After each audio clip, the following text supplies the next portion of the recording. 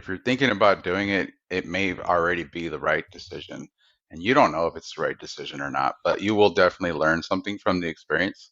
Um, I think I waited too long. Like I I should have just jumped on the opportunity when I first had the idea, when I was at my debt collections job messing with, static web pages and making my own things. I should have done it back then. So I think that would be my biggest advice is don't let anything stop you from doing anything that you think you could do.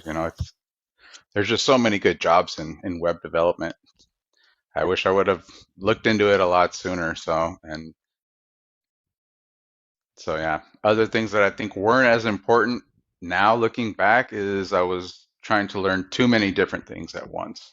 So I was trying to learn Python and JavaScript and everything at the same time when I could have probably just gone slower. And I felt like I was in a rush to learn all these things to say, I've done that, I've done this, I've done that, I've done that, when I could have just stuck to one stack, even if I was just front end and learn front end and then, learn the full stack. So if you're contemplating going through that full stack process or whatever stack you're going through, I think just learn one step of that stack. I think would be the best advice and get good at that because that will help you out a lot. I did a lot of studying and a lot of prep before the boot camp, and that helped me out a lot. But it was the new things that were challenging and fun that I enjoyed learning while I was in that process. That's really helpful. I think some of that preparation worry is a big part of it. So, a common question that we would receive from folks, asking about going through the program is whether or not there's any prerequisites. Do you have to be good at math, or do you have to have done a CS program, or do you have to have done X, Y, or Z? Like, how much, if any, of that is true? Hmm. I think that really helps. I've seen the people that are good at math tend to do just the problem solving really helps. So like if you can latch on to math, I would say do it, as high level of math as you can get. And that's kind of what I'm doing right now. I'm pushing my math, I'm going for calculus that I never finished in high school. But I don't think it's a requirement because there's so many other jobs in making anything on that you don't need to know just one thing. You don't need to be math minded. You could be more design oriented, for example, or you could know CSS. So I think whatever you're good at and you bring to the table, you can make it like into a job in web development. It's something I didn't know. I thought, okay, you have to be good at all these things. And no, you be good at whatever you're good at. If you're good at art and you have an eye for detail, you can bring that to the job. So that's one thing that really helped me is my attention to detail when coding. I could see real quick where the errors are, and so I think it's good to be good at math, but if you're not good at math, you might be good at just like talking to people or learning about a product or selling a product. So there's endless jobs. So yeah, I think just forget about all those fears and obstacles and give it a shot.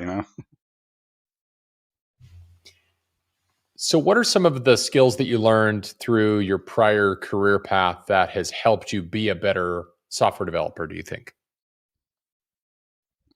I think a little bit of sales. A little bit of sales has helped me. When I was young, I did door-to-door sales, and I would sell things door to door, and that helped me a lot. Like right now, I'm able to find clients just by speaking to small business owners and asking them, "Hey, do you want a website built?"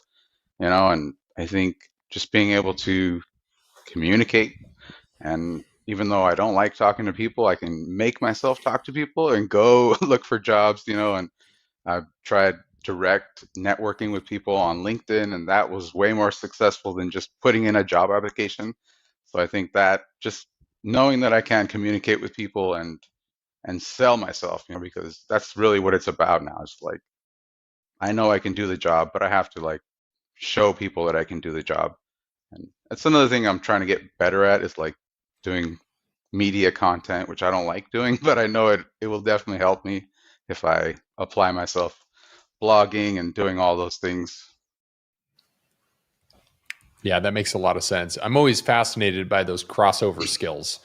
My background was as a stage actor, and the question I'd get quite often is, what from that time have you put to use in your time now? And there's some obvious things, but there's no denying that my time, having spent so many years in front of complete strangers doing performances, has made me incredibly comfortable in situations, either it be sales or meeting new people or giving a talk. There's no doubt that that has crossed over, and so I'm always fascinated by those similar, um, the other ways in which people have taken from other professions they've gone through and put it to use inside of their time in software development. And so, to you listening, I would encourage you to consider that as well, that the journey of a software developer is one that is very multifaceted, but also that some of the greatest value you could give and bring to the organizations you'll ultimately work for comes from experiences that are completely outside of software development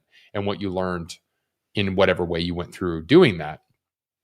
And speaking specifically of boot camps and trade schools, a set of statistics that I found were really fascinating was a study of the average age and professional experience of students showed that a majority of students were 29 and a half years old or older, and that they had already had 7 or more years of professional experience in areas unrelated to the trade that they were entering. And so, because of that, they had a ton of crossover. And I always found that very fascinating. And I think it's one of the great assets that anybody can bring to the trade of software development, and that is prior experiences unrelated to software development. Well, with that, I'm going to bring this to a close. Elijah, thank you so much for your time. I appreciate you sharing with us your journey, what brought you here to this moment and beyond. And to each of you listening, feel free to reach out if you have questions about how to make that transition from where you are to where you want to be. And just know, as Elijah said, consider sooner rather than later. Consider just taking the leap and going for it, because while it might be scary, it's definitely going to be worth it. So, Elijah, again, thank you so much for your time. Thank you so much for having me, Adam. All right.